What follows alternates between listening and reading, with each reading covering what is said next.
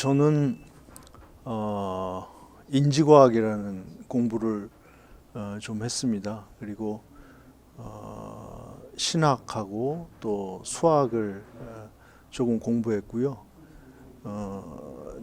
저는 그 무한에 대해서 좀 알고 싶었습니다. 그래서 무한을 알기 위해서는 결국은 마지막에 종교를 또 이해해야 되겠구나 하는 걸 알게 됐고요. 동시에 무한을 알기 위해서는 이제 특히 현대 수학인데 수학을 알아야 되겠구나 이렇게 깨닫게 됐습니다. 그래서 무한을 추구하다 보니까 종교와 과학 이게 둘 다 필요하구나 하는 것을 알게 돼서 그렇게 공부를 하게 되었고요.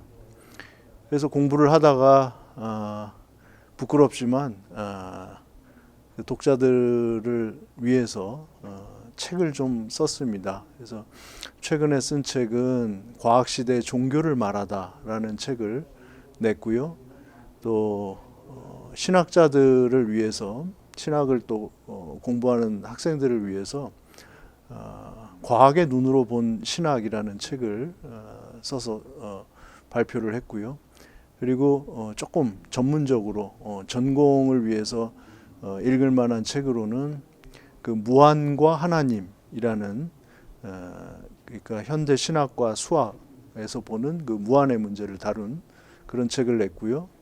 그리고 그 신의 존재를 증명하는 문제에 있어서 이 종교나 신학 쪽에는 잘 알려지지 않은 그런 그 현대 수학자 중에 그 괴델이라는 천재가 있어요. 괴델의 신의 존재에 대한 수학적 증명이 있습니다. 그래서 그거를 또 소개하는 그런 책을 내기도 했습니다. 그리고 어디 조그만데 연재를 했던 그 과학자들은 종교를 어떻게 생각할까? 이거는 과학 얘기보다는 과학자에 대한 이야기입니다. 근데 그 과학자들 중에서도 종교를 중요하게 생각한 그 과학자들이 있어요. 그래서 이제 부제는 아인슈타인에서 괴델까지인데 역사적으로 여러분이 그 들어보신 반드시 또 관심을 가지실 수 있는 사람들이 포함되어 있습니다. 그래서 그런 책을 좀 썼고요. 제가 그 종교와 과학 쪽에 그 관심 있는 분들을 위해서 그 어렵지만은 그 번역을 하나 한 책이 있습니다. 그래서 존 폴킹혼이라는 분인데요. 얼마 전에 돌아가셨어요. 영국의 그 캠브리지에서 그 물리학자로서 교수 생활을 하셨고 나이 50에 그 물리학 그 교수직을 그만두시고 그 다음에 신학교를 가셔서 성직자가 되고 그 다음에 신학자가 됐습니다. 그래서 종교와 과학 쪽에 아주 주옥 같은 그런 글과 강연을 많이 하신 분인데요. 저는 이분을 굉장히 좋아하고 이분의 글들을 통해서 많은 영감을 받았습니다. 그리고 이분만이 쓸 수 있는 그 책이라고 생각되는 책 중에 하나가 그 양자 물리학과 신학이라는 책이 있습니다. 아마 이 책을 쓸 수 있는 사람은 앞으로도 많지 않을 거예요. 이 양자 물리학과 신학을 다 같이 공부하신 분이시기 때문에 그래서 만약에 종교와 과학에 관심이 있는데 내가 조금 과학 쪽에 더 친숙하다 하는 분들을 위해서 폴킹혼의 양자 물리학과 신학을 제가 번역을 했습니다. 그리고 반면에 종교와 과학에 관심이 있지만 나는 종교 쪽에 더 친숙하고 이쪽에 더 내 기반이 가깝다 하고 생각하시는 분들을 위해서는 신재식 교수님의 예수와 다윈의 동행이라는 책이 있습니다. 아주 유익한 책입니다. 꼭 한번 읽어보시기를 바라는 책인데 그 책을 추천하고 싶습니다. 제 이름은 현우식입니다. 감사합니다. 종교와 과학 사이 여기 와서 느낀 게 우리 여해 강원영 목사님도 그 비트윈을 강조하셨다고 우리 최수일 총장님께서 그 강연 때도 말씀해 주셨는데 이렇게 논리적으로 보면 비슷한 것 같아요. 우리도 종교와 과학 사이. 김용준 선생님도 그 책 제목이 과학과 종교 사이에서고, 그래서 이 사이라는 게 존재해야 사실은 대화가 되잖아요. 사이가 없으면 뭐 독백이나 일방적 주장만 되지 대화는 안 될 텐데, 이 사이라는 공간을 우리가 공유하는 것 같습니다. 저는 그 종교와 과학과 종교 그 관심을 가지게 된 계기가 저는 무한의 문제였던 것 같아요. 무한. 이거는 사실은 옛날에는 뭐 철학자들 또 신학자들 그리고 이 과학하는 과학자들에게 그 중요한 주제였고, 중세 때까지는 사실은 분리되지 않고 같이들 연구를 했던 주제이기도 했던 것 같아요. 근데 이게 현대에 오면서 급격히 이제 종교하고 과학이 갈라지면서 이 무한의 문제가 조금 어느 틈에 관심에서 좀 멀어지고 그런 것 같은데, 사실은 저는 이 주제가 아주 중요한 주제라고 생각을 했던 것 같습니다. 그래서 이 무한이란 문제는 분명히 우리가 그런 단어도 사용하고 나름대로 개념도 가지고 있고 또 일상에서 쓰기도 하지만 이게 경험할 수는 없는 거거든요. 우리가 그러니까 경험할 수가 없어요. 무한이라는 거는. 근데 우리는 말하고 다루고 특히 수학이나 물리학에서 이 무한을 전제하지 않고서는 뭐 다 무너지죠. 지금 이론들이. 근데 경험할 수는 없죠. 그래서 그 경험의 측면에서 이 무한을 어떻게 바라봐야 되나 하는 문제하고, 종교에서도 이제 경험이란 측면이 중요한데 신에 대한 경험, 뭐 궁극적 진리에 대한 경험, 그러면 아마 그거는 무한이라는 용어로밖에 설명이 안 될 것 같은데, 그런 문제가 굉장히 궁금했고, 이제 경험 측면에서는 무한을 우리가 경험할 수가 없는데 이 이론 측면에서는 우리가 많이 얘기를 하거든요. 사실은 신학자들이 신에 대해서 수많은 책을 써냈지만 한마디로 저보고 이름을 붙여보라면 무한에 대한 어떤 이해 접근, 이렇게 생각이 되고, 또 현대 수학은 그 무한에 대한 과학이다, 이렇게 정의가 될 정도로 그 현대 수학의 주제가 이제 무한이 됐고, 그래서 이 무한이라는 이 테마가 저는 종교와 과학의 가장 중요한 어떤 공유하는 지점에 있는 주제다, 이렇게 생각을 했고, 이게 과학적으로 소위 말하는 우리가 합리적으로 설득이 안 되면 종교적으로도 힘들 것이다, 그런 느낌이 있고, 종교적으로도 이 무한의 문제가 설득이 안 되면 과학적으로도 힘들 것이다. 그 같이 좀 맞물려 있는 그런 테마가 무한이라고 생각을 했습니다. 그래서 과학과 종교, 종교와 과학에서 이 무한의 문제를 함께 이야기하고 다뤄야 된다 하는 생각을 했던 것 같고요.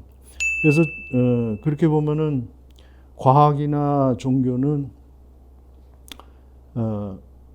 우리가 무엇을 바라보는 시각 시스템이라고 한다면, 저는 이제 종교도 시스템, 과학도 하나의 시스템으로 정의를 하는데, 질의응답 시스템이죠.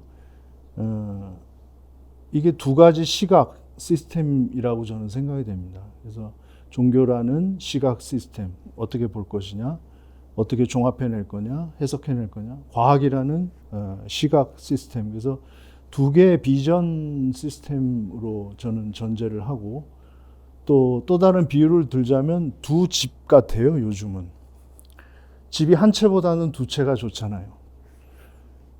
그래서 두 집 같습니다. 그러니까 종교라는 집, 우리 누구 개인에게나 허락된 집이 두 가지가 있다면 종교라는 집, 과학이라는 집이 있는데, 이 두 집에서 우리가 잘 살면 좋겠는데 뭐 여러 가지 그 갈등도 있고 충돌도 있고 그런 것 같습니다만 저는 개인적으로는 이 두 집이 한 집이 될 필요는 없다고 생각하는 사람입니다. 그래서 두 채의 집을 갖고 사는 게 좋듯이 과학이라는 집과 종교라는 집, 그 두 가지 시스템을 우리가 같이 균형 있게 가지고 사는 게 좋겠다, 이런 생각을 하고 있는 사람입니다. 아까 김성우 선생님 말씀하셨던 얘기 중에 그 닐스 보어 얘기가 나왔죠. 닐스 보어 뭐 양자 물리학의 거의 그 파더가 그 아버지 같은 사람인데 이분이 나중에 참 기가 막힌 그 말씀을 하신 게 있어요. 저는 이게 종교와 과학에도 다 생각해 볼 만한 중요한 화두를 던지셨다 생각하는데, 이분이 진리에는 두 가지 종류가 있는 것 같다, 이렇게 말씀을 하셨습니다. 하나는 평범한 진리다. 이거는 예를 들어서 A가 옳다고 주장하는 사람은 A가 옳지 않다라고 주장하는 사람, 그 반대편 주장이죠. 그거를 절대 받아들일 수 없는 진리다. 그런 종류의 진리는 다 평범한 진리다. 우리가 논리학에서 말하는 소위 모순이 되는 거죠. A와 A가 아닌 걸 동시에 받아들이면 모순이 되는 그건 다 평범한 진리 같다, 자기가 보기에. 근데 양자물리학을 하고 그 결과 이분이 깨달은 심오한 진리가 있다는 거예요. 그럼 심오한 진리는 뭐냐? 이거는 A라고 주장하는 사람이 A가 아니라고 주장하는 사람의 그 진리를 포용할 수 있는 진리, 그런 성격의 진리는 자기는 심오한 진리라고 해야 된다. 이게 종교인이나 과학자들에게 공히 함께 좀 생각해 볼 만한 중요한 어떤 화두를 던져주시는 게 아닌가.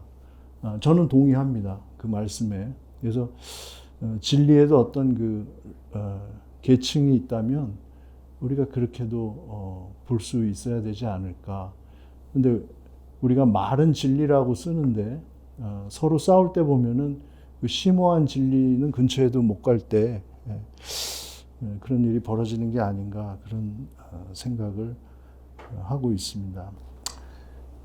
저는 이게 종교와 과학 간의 그 조화를 이루지 못하는 문제가 우리 삶의 다른 거에 비춰보면 너무나 많다고 생각합니다. 이런 거대한 그 담론뿐만 아니라 내 개인의 생각에 있어서도 이 생각은 너무 내가 편향에 빠진 생각 아닌가, 이제 주관적인 거에 빠진 거 아닌가, 이런 문제가 있죠. 또 어떤 얘기는 굉장히 그 객관적으로 사람들한테 받아들여지는 경우도 있고, 그래서 비슷한 것 같아요. 그럼 이제 우리가 흔히 객관적이다 할 때는 내가 이렇게 했더니 이렇게 되더라 하면 다른 사람도 그렇게 했더니 그렇게 되더라. 우리가 실험실에서 실험을 하듯이 그 예측 가능하고 재현 가능성이 확보되면은 그거를 우리가 객관적이라고 이렇게 받아들이는 것 같아요. 근데 내 개인 삶에서 보면 그게 다가 아니거든요. 그렇게 다 예측 가능하고 재현 가능하고 모든 사람이 나처럼 하면 똑같이 결론이 나오느냐? 전혀 그렇지 않은 부분이 많죠. 이제 그 나머지 부분은 우리가 주관적인 영역이라고 한다면 분명히 주관적인 영역이 중요하죠. 예를 들어서 내가 누구한테 사랑을 고백하는데 그 사랑 고백이 전 세계 그 여성들에게 그게 다 객관적으로 받아들여지면 이게 얼마나 끔찍한 결과가 되겠어요. 한 사람한테만 받아들여지면 되거든요. 한 사람한테만 진실되게 받아들여지면 되는 건데, 우리는 때로 그런 어떤 고백의 언어가, 고백적인 영역의 얘기들이 모든 사람한테 실험 대상처럼 이렇게 하면 반드시 이런 결과가 나와야 되는 것처럼 그렇게 다 덮어버리려고 하면은 내 개인의 삶도 아마 전혀 설명이 안 되고 이해가 안 될 것 같아요. 그래서 객관성, 주관성 얘기를, 과학은 객관적이다, 뭐 종교는 주관적인 거다, 그러면 그렇게 큰 얘기보다도 내 개인의 삶으로 들어와서 보면 두 영역이 다 필요하고, 그게 오늘의 나를, 우리의 삶을 이루어가는데 반드시 필요하다. 객관적인 영역만 필요한 것도 아니고 주관적인 영역만 필요한 것도 아니고 우리는 이 두 가지를 다 필요로 하면서 살고 있는 것처럼 그런 식으로 좀 조화에 대해서 생각을 해보면 어떨까 그런 생각이 들고요. 어떤 분은 이제 과학은 논리가 없다, 비합리적이다 그러는데 그건 전혀 그렇지 않습니다. 주관적인 세계에서도 논리는 있고요. 객관적인 대상에서 객관적인 영역에도 논리는 다 있습니다. 그래서 합리적이냐 아니냐 그걸로 과학과 종교를 조화를 못 시키겠다. 그거는 아닌 것 같아요. 제가 보기에는. 그 다음에 진화 문제인데, 그러니까 예를 들어서 종교 그리고 과학 있는데 이 둘이 막 싸우는 문제 중에 제일 대표적인 게 이제 진화 문제. 옛날에 뭐 하늘이 도냐 지구가 도느냐 하는 거는 다 이미 더 이상 싸움이 안 되잖아요. 근데 진화 문제도 저는 갈릴레오 사건처럼 불편한 것 같지만 결국은 태양이 도냐 지구가 도냐, 태양이 중심에 있느냐 지구가 중심에 있느냐처럼 시간 문제라고 봅니다. 근데 신재식 선생님 말씀하신 것처럼 어떤 이즘, 이게 어느 순간 순수 과학 이론을 떠나서 어떤 이즘, 주의가 되고 종교에서도 진화에 대해서 잘 모르면서 어떤 이즘이 돼요. 그러니까 어떤 주의가 돼가지고 이런 좀 본질적이지 않은 그런 싸움을 하고 있는 거로 저는 보고요. 순수한 과학적인 진화의 이론과 그 다음에 진화라는 해석에 대한 순수한 종교적 혹은 신학적인 이론 사이에는 저는 논리적으로 크게 충돌될 것이 없다고 그렇게 보고 있습니다. 그래서 뭐 비유를 들어보자면 이상해요. 철학이라는 게 제가 부러울 때가 있는데 종교를 다루는 그럼 종교 철학 거기에 대해서는 아무도 정당성의 문제를 제기 안 합니다. 그다음 과학이 있는데 과학을 다루는 과학 철학 그래도 아무도 문제를 제기하지 않아요. 근데 종교를 다루는 과학 그러면 뭐 이거는 아주 망치 들고 쫓아오고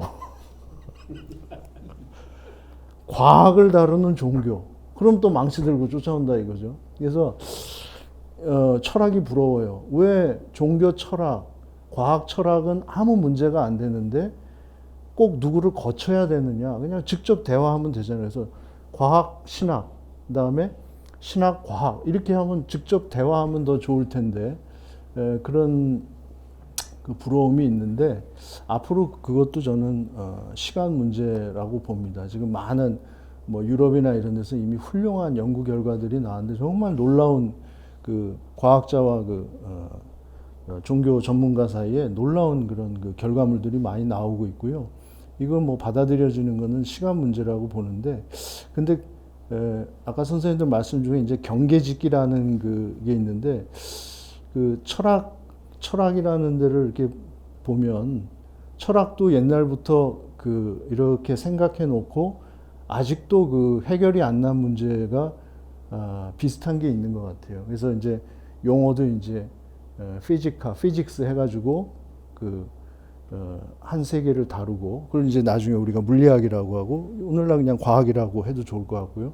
그다음에 그 위에 있는 세상을 다루는 메타피직스를 얘기를 했잖아요. 옛날부터. 우리는 형이상학이다 이렇게 어려운 말을 쓰지만 하여튼 물리학의 메타 그걸 넘어서 있는 세계 이게 보이는 세계면 이건 보이지 않는 세계 등등 이렇게 하여튼 다른 영역의 세계를 다루는 철학이 있는데 제가 어떤 책을 봐도 이 둘 사이에 아주 속 시원한 해결은 아직도 철학자 사이에 없는 것 같아요. 그래서 근본적으로 메타피직스와 피직스의 문제, 그러니까 우리가 생각하는 데서 그 두 가지를 생각 전제로 두지 않으면 안 될 만큼 뭐가 있는데 그 문제는 필요하면서도 역시 계속 우리가 질문을 던져야 되는 문제처럼 과학과 종교 사이에도 어떤 그런 우리가 영원히 어떻게 보면 고민해야 될 그런 질문 혹은 대답 이런 것들을 필요로 하고 있는 게 아닌가. 그래서 그렇게 보면은 얼마나 좋습니까? 긍정적으로 볼 수 있는데 뭐 이게 서로가 서로를 인정하지 않고 과학이 존재하려면 종교는 없어져야 된다거나 종교가 존재하려면 과학은 없어져야 된다거나 그러면 내 삶의 반을 없애는 거나 마찬가지일 수도 있는데 객관적 세계, 주관적 세계 또 이런 거는 스스로 우리 삶을 풍요롭게 하는 방향보다는 굉장히 축소시키고 제한시키고 파괴하는 쪽으로 영향을 주지 않을까 그런 생각을 해봤습니다.